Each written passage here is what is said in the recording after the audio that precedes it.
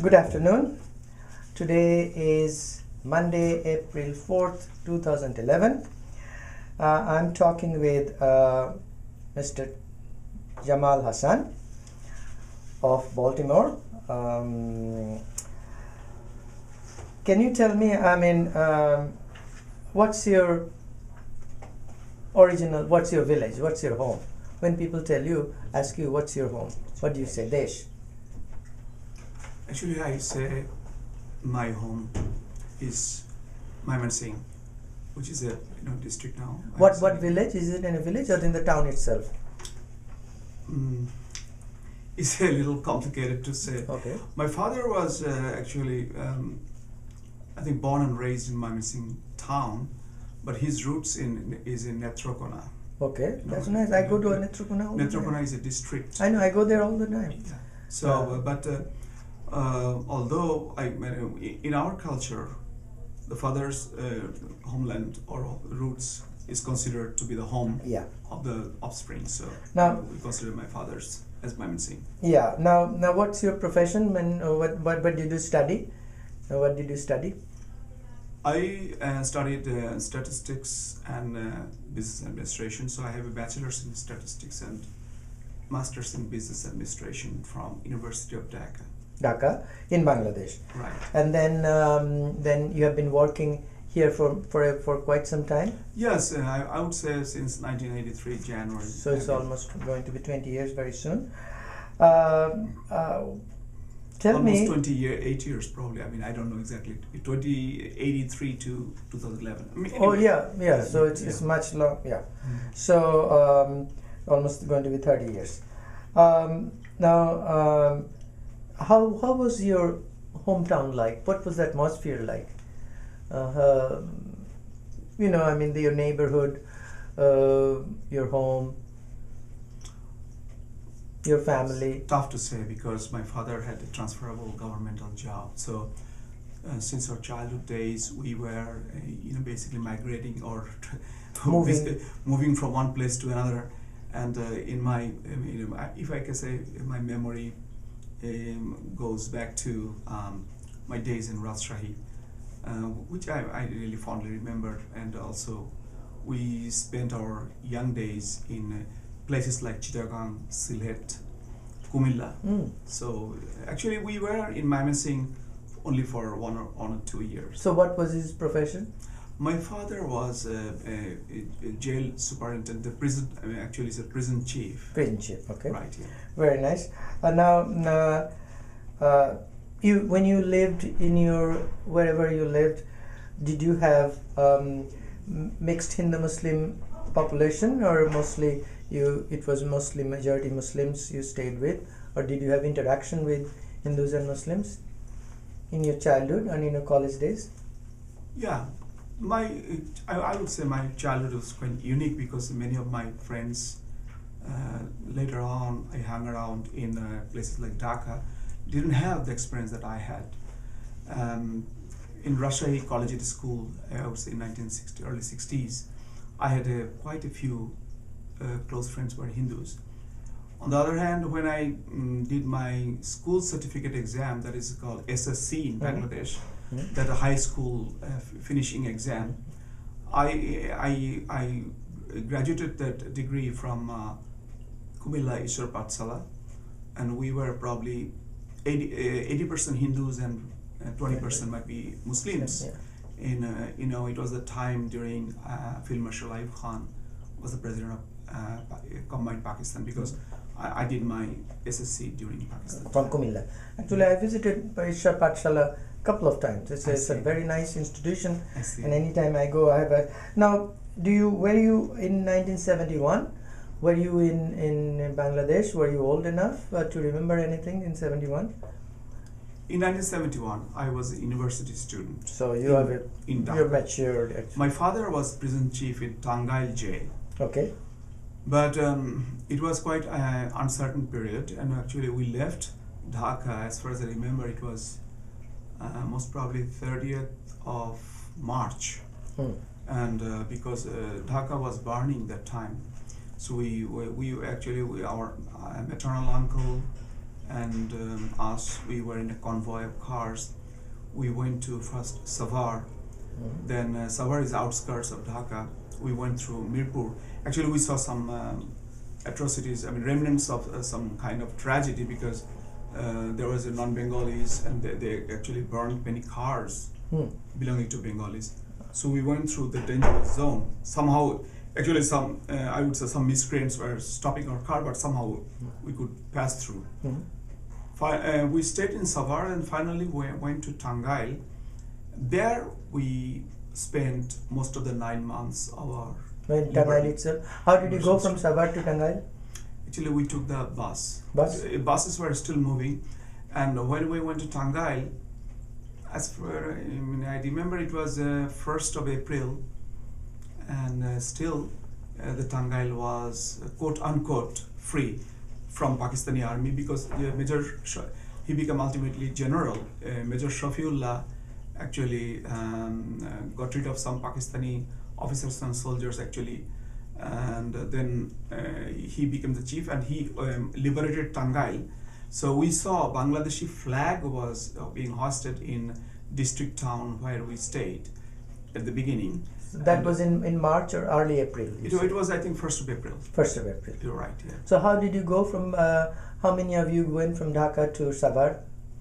Actually, we a couple of families, my uncle's family, but they stayed back in Savar. Okay. But my father was working in Tangail, so he decided to take whole family. Okay, so he came down to take you there? In a sense, yeah. He came to Dhaka during the Asahojog Andolan and non-cooperation movement, and then he stayed, and because at the time most offices were closed, so then he took us back to Tangail. Okay, so were you staying in Dhaka University or you were staying outside? Actually, I was lodging. I was staying with my maternal uncle. Okay, outside. Yeah. So did you see that the atrocities on the very first night in Jagannath Hall and other places that took place, or you heard about that? I was living close to Farmgate. Okay. And actually, some of our neighbors saw tanks, because tanks were moving, because the cantonment, from cantonment to the city, they have to cross through Farmgate. So that when obviously we saw, we didn't witness any direct atrocities, but we saw the fires everywhere, and we could see the landscape. It was burning, and we could see, actually. Because the army action started with the very first night, Jagannath Hall, they attacked. This was a little far from our house. Yeah. So right. Farm. But we could hear the machine guns and all this. Yeah, because on the first night also, Shakari Bajar and other places were attacked. I saw in Jahanari Imam's book too, saying. Actually, they burned a lot of shanty towns, undoubtedly. Now, where from the buses were running from Savar to Tangail. So there was no problem as such. No searches and no. No, at that time it is very interesting, because because Pakistani army were very busy, cleaning up quote unquote Dhaka. So they did not go that much outside Dhaka. So after Mirpur, as we crossed Mirpur Bridge, it was almost de facto the liberated area at the time, because Pakistani army did not move in to that territory. So it was, still the transportations are going on, but obviously we were telling the people, because people were eagerly waiting, and we told there were a lot of killings, because what we heard in Dhaka, we are transmitting to the people, local people. Now, what about the life in Tangail? How was it? It's very interesting. Tangail was initially very quiet, but we stayed in a district quarter where my father has an apartment. It was rented by the government of East Pakistan. But gradually, within 1 or 2 days after we moved to Tangail, most of the buildings were kind of empty, because people took a preemptive, because people were kind of apprehensive that the army will take that place. Actually, what happened, it was like a cantonment afterwards. So my father and some other, our family and a few other families were the last, I would say, last dwellers of that area. It was a series of buildings, like 2-floor buildings, most probably, as I remember. Anyway, so we left, and we went to a place called Akur, small Akur Takur in Tangail. Okay. There we stayed with a relative, a distant relative, and we stayed there until another 3-4 days, until the Pakistani army came to conquer or capture Tangail town. Oh, I see. Because Tangail was, as I said, free. It was, Bangladesh flag was basically everywhere. So they came. Obviously, we could hear the sound. How far was Akur from Tangail town? The Tangail, that is the district town, we call it. It was probably few miles, maybe. How did you go? How did you get there? Go over there? Tangail was actually before. Did you go by taxi, walking, or you took a bus? Do you remember? No, I clearly remember that there was not. I don't think that there were baby taxis that much available in that city. So it was rickshaw only, and we took a few rickshaws, 2 or 3 rickshaws, and some of our luggage. But we left most of the important stuff there in our apartment. Okay. Now, your father was a prison guard, so what? Prison. Not guard, sorry, prison manager, You're chief. right, yes. So, what happened to the prisoners? Were they let go, set free, or they were still prisoners there? Or you may not know. As far as I know, before the Pakistani army moved in, I think many prisoners were set free. Okay. Ad hoc. They just set free. Yeah, because there were some political leaders, and because they probably had something to do with it. Because it was kind of not totally lawlessness, but it was some politicians tried to take care of this, but still little bit of I would say conflicting situation, not exactly well under any administrative control. Yeah. Now, so you. How did you survive? I mean, the food was available, vegetables were available in the Akur Takur when you went. That means life went on as normally as you can. The markets were opened. You follow what I'm saying? How normal or abnormal the life was? I'm trying to find out. I can say that we clearly saw what was happening. We saw. I mean, we saw, we witnessed, and basically. Did you witness any atrocity, any attack by Pakistanis or Razakars through your own eyes? In Tangail town was one of the exceptional places probably, but outside something was going on. And Tangail, in a great Tangail area, I would say that in Tangail district, most of the areas, there are fighting going on. Okay. Because later on, not I'm talking if you talk at the beginning stage. When you came, April. In April, the army was still capturing. There was not too much resistance, and Shafiullah, General Shafiullah, his troops actually left early, and they went towards Mymensingh. Okay. So Tangail was actually. They didn't get in resistance, and as I understand, the army came with the cannons and all this. I mean Pakistan army. Pakistani army, and obviously they burned some, and they targeted some Hindu properties. Later on, we found out, and they burned and they looted. But because there was no resistance, they did not do at the initial stage, not too much of atrocity as they did in Dhaka. Yeah. And some what about the Hindu families? Do you know whether they vacated before they came, or were there any casualty? Mostly they vacated. But whoever there, I know there are lootings, but who looted? It's the military looted, or the associates? Both. And the initial stage, the Pakistani army, when they came to the city, there was one guy named, I remember, Bijumia. Bijumia was hoisting Pakistani flag, and Bijumia greeted them.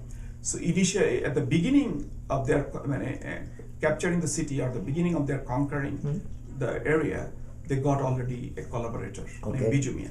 Yeah, and do you know, was he there after it was liberated? Was Bijumia still there? Or most probably he left, but some other collaborators were arrested. Okay. Actually. Okay. Now, tell us, these 9 months you survived. How did you survive? How routine or how different your lifestyle was?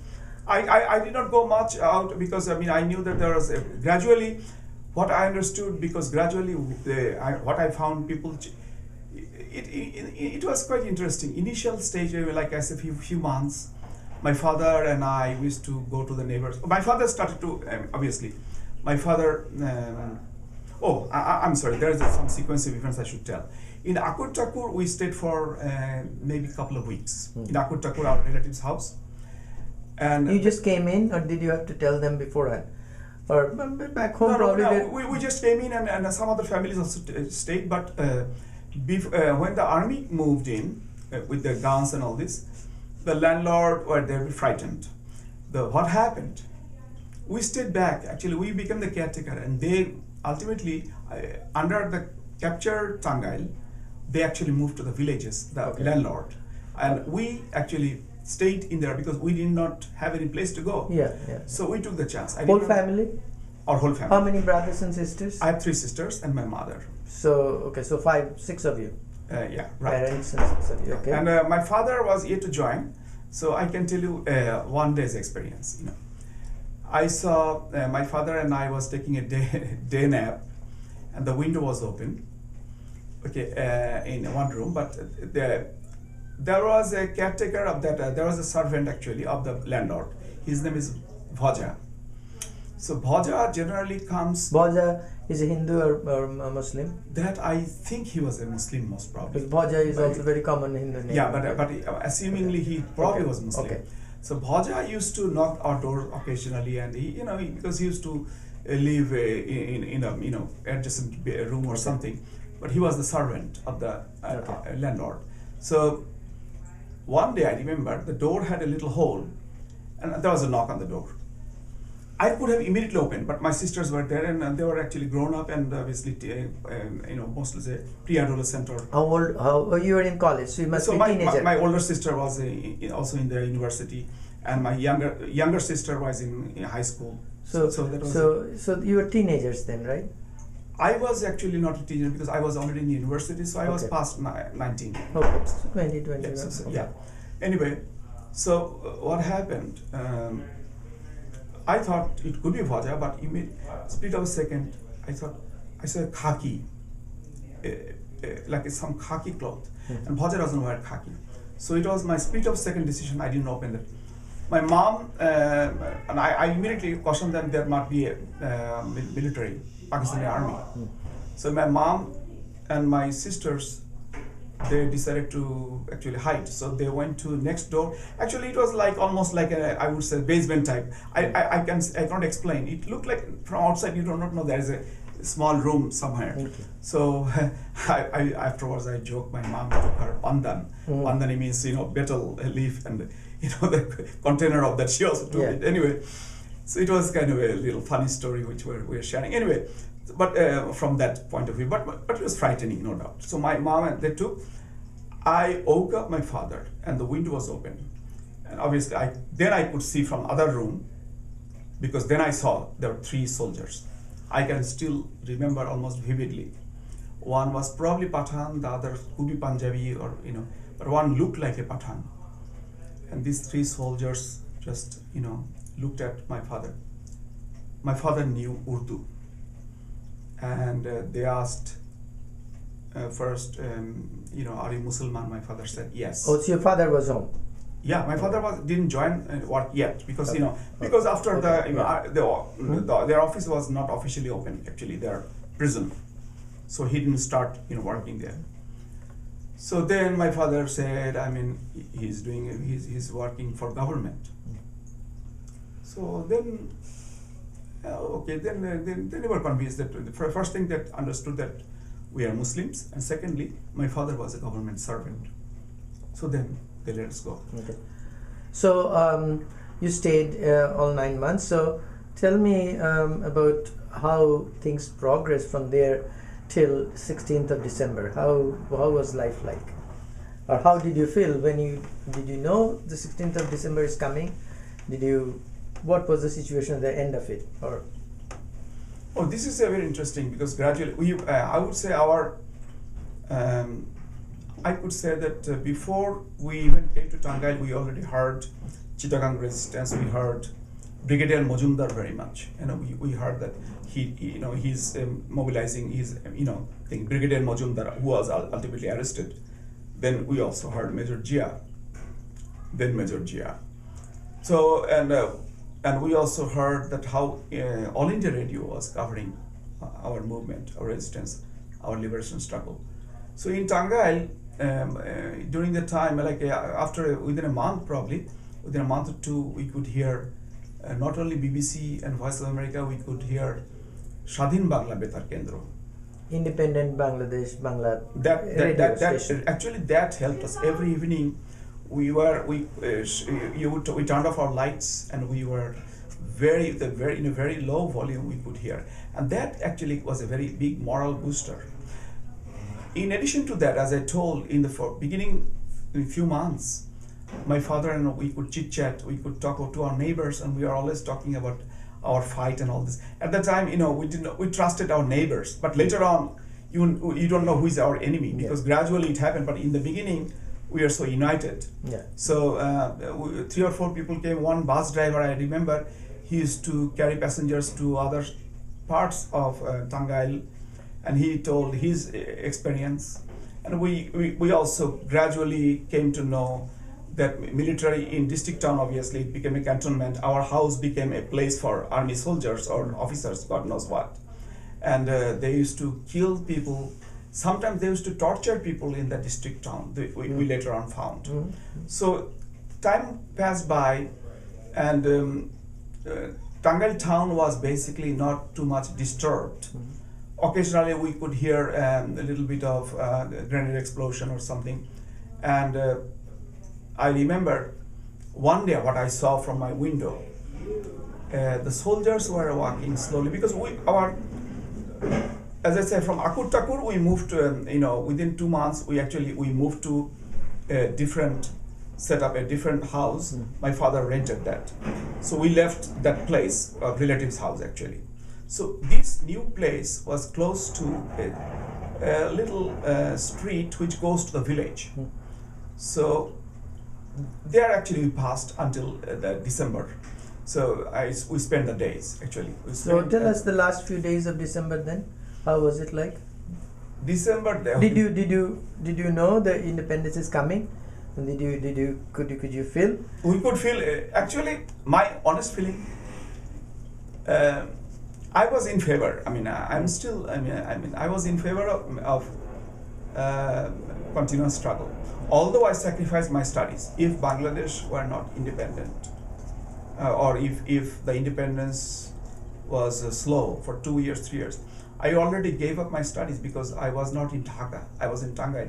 My father didn't allow me to go back to Dhaka to continue my studies. Although some of my classmates in my statistics department, out of 40 students, at least 4 or 5 students continued their classes though. Only.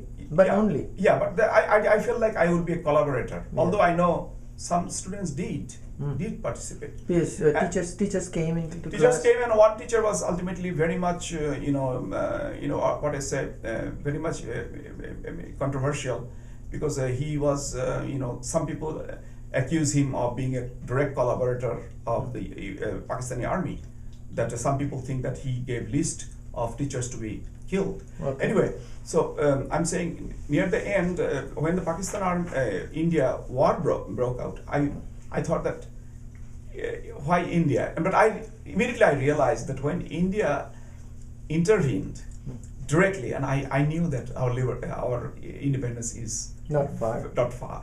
Okay. So how was the day like on this when you heard that 16th? Did you remember what? 16th, we became independent earlier. Yeah, because we were in Tangail. Yeah. So Kader Siddiqui, or Tiger Siddiqui, who is now probably acting like he was not in favor of Bangladesh independence, who is talking the strange things nowadays. What I see is quite appalling.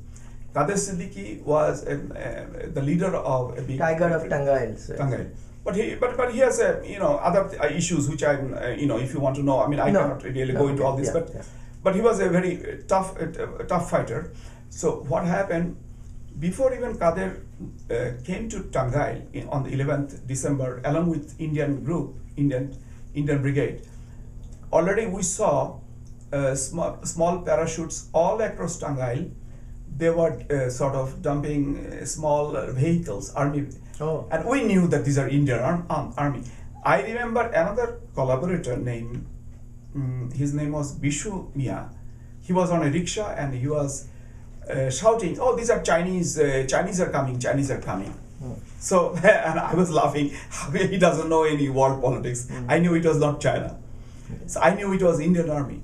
So on 11th of December, by evening, actually, we could hear, big guns and stain guns and big guns, all kind of sound, and we knew that Tangail is being liberated. Actually, yeah, and we were shouting "Joy Bangla." So it's 5 days before Dhaka became independent. Dhaka became liberated. Yeah, 11th of December. So what was the feeling like in the rest of the community? What was? How can you explain what was joy like for you? Unbelievable, incredible. I cannot explain, because 9 months we were in a concentration camp. Our life was jeopardized. We left our house. Actually, as I said, part of us, we lived in Dhaka. Actually, my sisters were living in dorms, for example. So what happened? All of us left our studies in the back burner.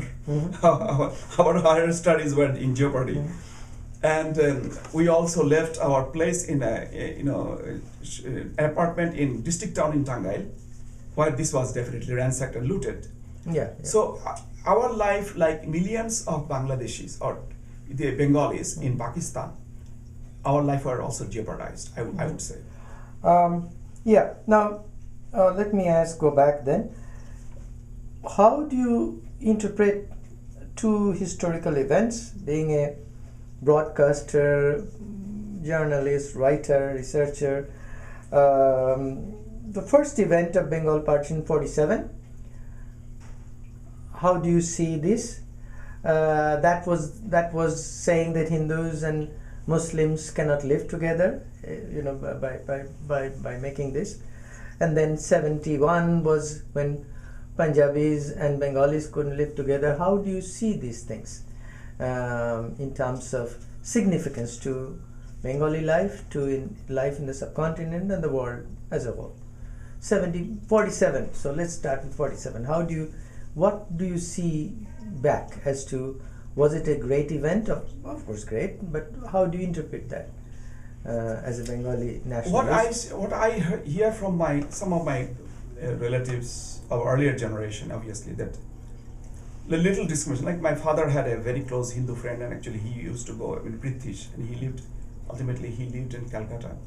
My father used to always tell, because I do not know, not too many Muslims in pre-partition Bengal or East Bengal had so much of a friendliness towards, with the Hindus. One of the reasons, because my father also experienced, because sometimes in the schools, if they touch a pitcher of water, and sometimes some Hindus will make a big deal and break them. So that kind of discrimination, and sometimes they would not go to Brahmin teacher's house or something. So they felt discriminated, number one. Number two, in East Bengal, because of a lot of historical reasons, Muslims didn't study, and obviously Hindus studied. Muslims thought English is a foreign, infidel language or whatever. So, because the Hindus and Muslims actually grew up from the same soil, but suddenly Hindus become more literate, not because of certain, verdict of the angel or whatever, or magic wand. So it is mindset. Anyway, Muslims were backward, and East Bengal was predominantly a place of peasantry, and quite significantly that many zamindars were Hindus. So so Muslim Bengalis in East Bengal thought they were discriminated, and they were in fool's paradise when they thought that Pakistan will give them all the solutions of their problems, and it will be panacea to all else. It didn't happen that way. Okay. But after 47 and now, when we were growing up, and I personally saw that how Punjabi dominated Pakistani military or Pakistani oligarchy, how they discriminated. It was much worse than the Hindus' treatment to Bengali commoners, Bengali Muslim peasants, and So I mean, discrimination in the Air Force, Army, and all these, even civil service. Even give an example, even DIT, Dhaka Improvement Trust, a body, East Pakistani agency, which is for the improvement of the capital city. The DIT was also, governed by a non-Bengali or Punjabi or Pakistani guy, Madani. So in every spheres, we saw the same thing, same discrimination. So in a sense, it was like almost like a frying pan to the fire. Yeah. So that was going on. And then 71 was double tragedy, because it was, in addition, because it was like a genocide. So it cannot be compared with any discrimination. So it was genocide imposed upon East Bengalis in East Bengal. Do you think, given your insight, then, because future depends on us, how would then Hindus and Muslims live together? Can they live together? What do you think can be done? If you, I see two things happening. West Bengal and East Bengal. I mean, if you go back to partition of Bengal, that's a different thing. Obviously, West Bengal and East Bengal has, I'm not talking about Hindu-Muslim so-called cultural difference. Regional difference is significant, and still now, that way of talk, it's almost like England and USA. And if somebody goes to Calcutta and come to Dhaka, they will say real cultural, or lot of difference. That is not, I do not distinguish between, this is a religious difference. This is more of a regional thing. If it's a Rar Bhumi or Bongo Bhumi, then again there comes, it was West Bengal, probably Rar Bhumi. So you go from Dhaka to Sylhet, Dhaka to Chittagong, also you see that. So West Bengal and East Bengal, the difference is so much, probably. We may have some common things, and even that, maybe the books and language, maybe we may not be able to unite, but we can have more understanding. But internally, in Bangladesh, Bangladeshi Hindus and Bangladeshi Muslims fought side. They shed blood for the same cause. And I grew up with Hindus, and I mean, from my very early school years to my university, even my best friend in my university days are in America, and I'm in constant touch. And actually, my best friends are not Muslims, actually, from even, they are Hindus. So I personally believe that there is no reason why they cannot live. I'm talking about Bangladeshi Hindus and Bangladeshi Muslims. No, right. That brings me to the other question, probably the last one. Is that then how, if that's different, how has Muslims stayed back in West Bengal, but not very many Hindus in East Pakistan? Because at the time of partition, we have 30% of Bangladeshi population in 47 was Hindu. West Bengal's Muslim population was 617. In spite of this huge influx of Bangladeshi Hindus, refugees to West Bengal, the Muslim population has grown to 28% in last time. So how has West Bengal Muslims were able to stay back, and in Bangladesh, the minority Hindus were not?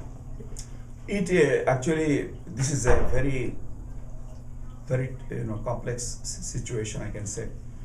A lot of factors are actually responsible for that. One is that continual subjugation in Bangladesh, and obviously that we have been seeing that we should not be politically correct to suppress the facts. Whatever I'll be saying, that both sides of the coin, because what I have been observing, from myself. I'll give you one example. Two families. One is two Hindu families. One Hindu family, I'm talking about my Rashid days, and I know that. And I talked to him, one of my friends, Rashid days friend, and he is Hindu, and he lives in Moscow now, settled there. And his family, none of his close relatives, his siblings, moved to India. On the other hand, another friend of mine, many of such friends from my Kumilla days, but he's another friend who was in my college, and he's a very close friend of mine. None of his relatives now live in Bangladesh, either West, England, USA, or in Calcutta.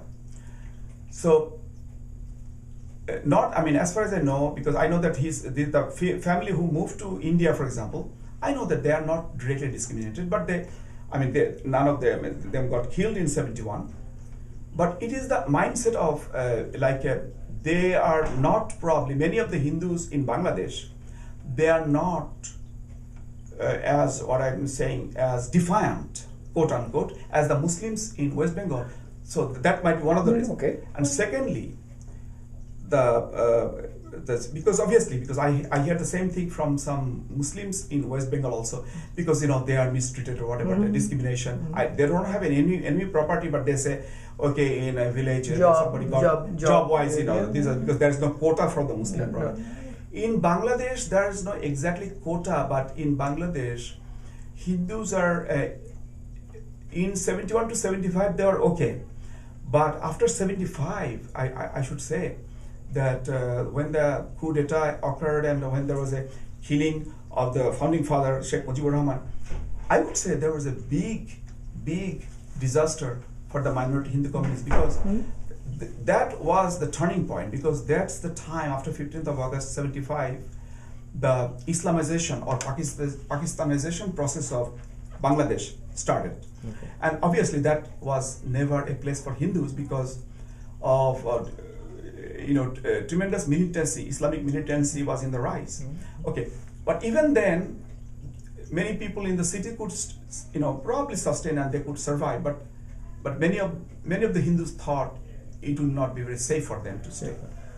All right. The last question: is there anything else that I didn't ask? If you'd like to add, in terms of future of this area, your experience.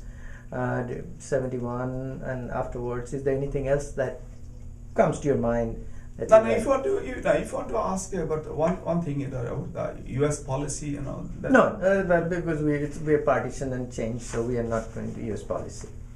Oh yeah, U.S. policy towards South Asia. That's a different set that we are just talking about. Okay. All right. Okay. If not, thank you very much for your time. Okay, Bye. Thanks.